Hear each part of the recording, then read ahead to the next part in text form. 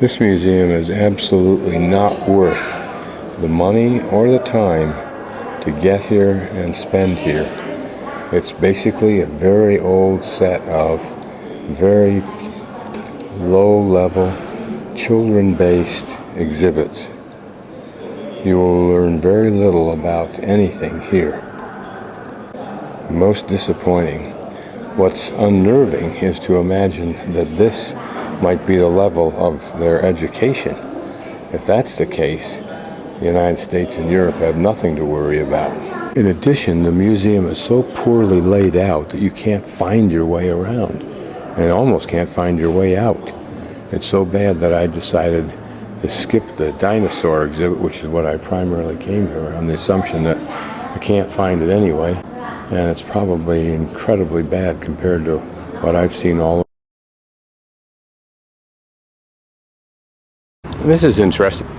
This is a memorial to the 8 eccentrics of Qianchao, and they allegedly were men, I guess just men, who sought to live at the most primal, basic,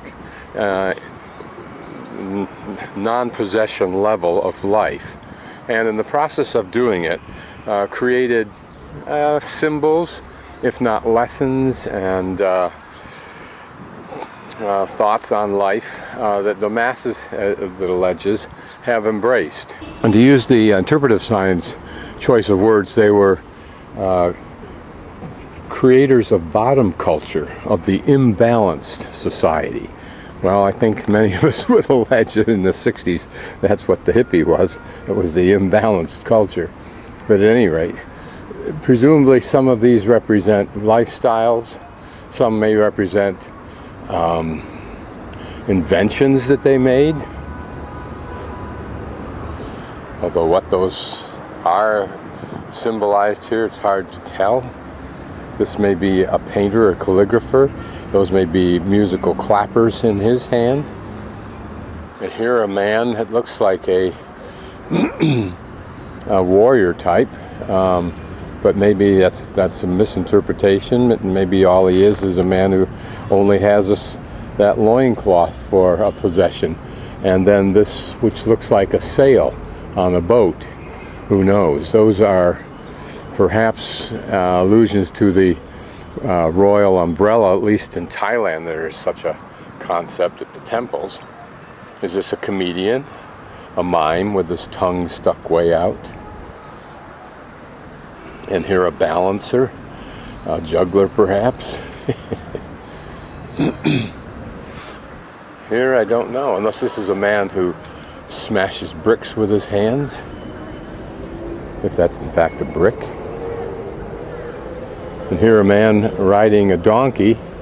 Well, he's not riding a donkey. He and the donkey perhaps have a balancing act, where they put, that's actually a she, where she and her donkey have a balancing act. She was what looks like a fan riding the donkey, who is now positioned on this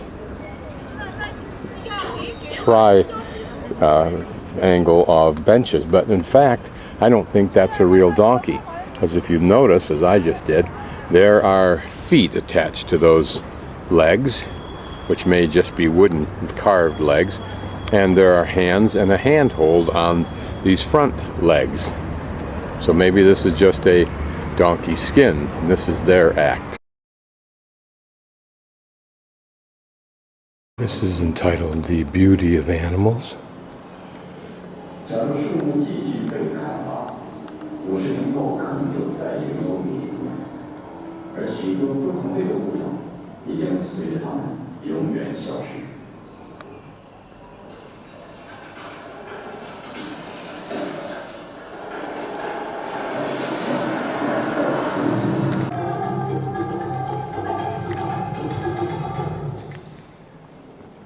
What a wonder it must have been when Cleopatra took the first giraffe that Romans had seen to Rome.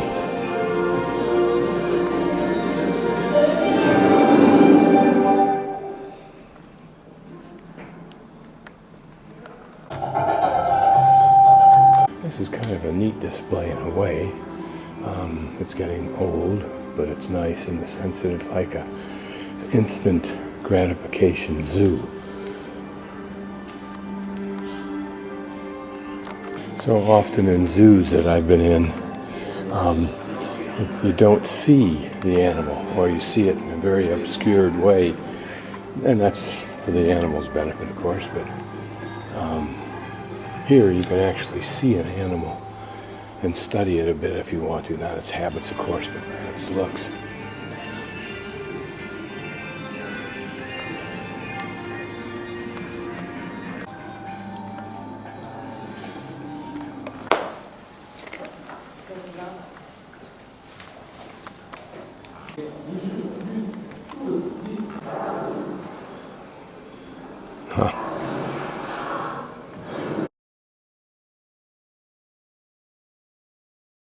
I just ran downstairs and then got my ticket and ran back up for this 3D movie.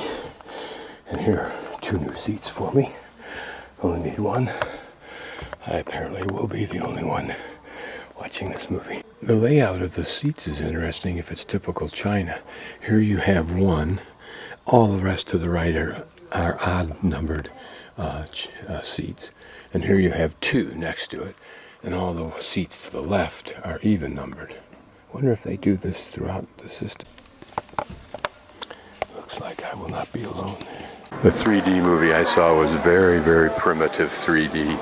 It had simulations like squirting water in your face when something was in water, or some kind of rumbling when something fell big, or there was a herd stampeding or something.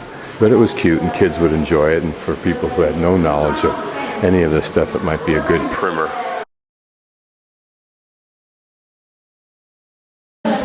Communities of plants.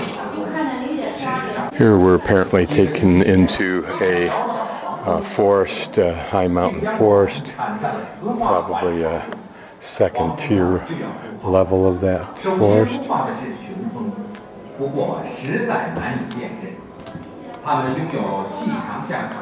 Evolution of plants, that should be interesting. I think the ladders fell off and they just replaced them at random, so it's kind of like a Sunday magazine game, but I think it says plants don't move. But it may not say that because, of course, over time they do. They migrate. Plants moved onto land 400 million years ago, so 150 million years before dinosaurs started. Actually 200 million years, I think. Now that guy would catch your attention. So gymnosperms have seeds, but not fruits or flowers. The benefit of that was that the embryo contained the food source that it needed to grow, just like an egg does. And one of the plant forms was conifers, so it's an early form of plant. Angiosperms.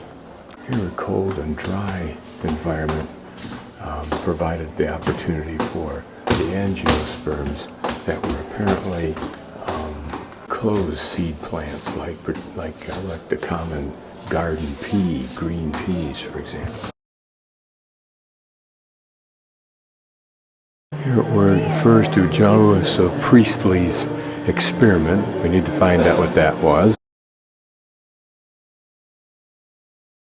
And Helmont's test. I really should learn something about the apparently analogous process by which plants blossom and pollinate, create apparently embryos, have a pollen tube, develop, germinate, blah blah blah.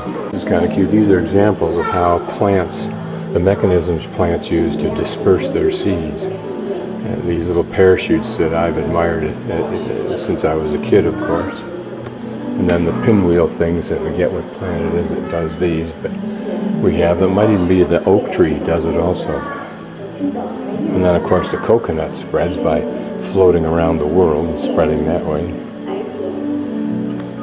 Of course, man, animals, and insects spread seeds. This refers to modified organs in plants, which is interesting because we don't really think about plants in the same way we think about animals, but apparently we should.